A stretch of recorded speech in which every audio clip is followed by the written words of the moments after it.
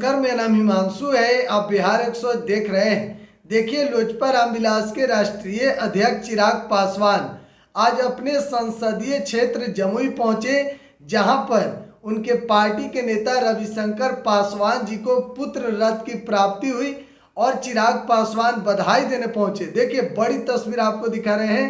चिराग पासवान है और एक छोटा सा बालक जिसको चिराग पासवान अपने हाथ से खाना भी खिला रहे हैं। तो ये बड़ी तस्वीर और सबसे खूबसूरत तस्वीर इस वक्त की आपको दिखा रहे हैं। चिराग पासवान आज अपने संसदीय क्षेत्र पहुंचे और लोगों से मुलाकात कर रहे हैं, क्योंकि चिराग पासवान अब 2024 में भी जमुई लोकसभा से चुनाव लड़ सकते हैं, ऐसा कहा जा रहा है। क्योंकि देखिए, चिराग पासवान ने खुले मंच से जमुई में उन्होंने साफ तौर पर कह दिया कि जवानी में जमुई आए हैं और बुढ़ापे में यहाँ से जाएंगे। अब इसका मतलब लगाया जा रहा है कि चिराग पासवान कहीं 2024 के होने वाले लोकसभा चुनाव में जमुई से तो चुनाव लड़ने की नहीं सोच रहे हैं। हालांकि हाजीपुर लोकसभा सीट को भी लेकर पूरी चर्चा हो रही थी, लेकिन इस बयान के बाद से अब यह चर्चा हो रहा है कि चिराग पासवान एक बार फिर से जमुई से चुनाव लड़ सकते हैं। हालांकि देखिए, चिराग पासवान आज जमुई में पहुंचे थे। वहां पर कितने जमुई जिले में कार्य हो रहे हैं और कितना विकसित हो रहा है, कहां पर कोई समस्या तो नहीं है, इन चीज़ों को जानने। और इसी बीच में चिराग पासवान के पार्टी के नेता हैं रविशंकर पासवान, उनके यहाँ चिराग पासवान पहुंच गए। उनको पुत्र रत्न की प्राप्ति हुई थी और चिराग पासवान वहां पहुंचने के बाद बधाई भी दी।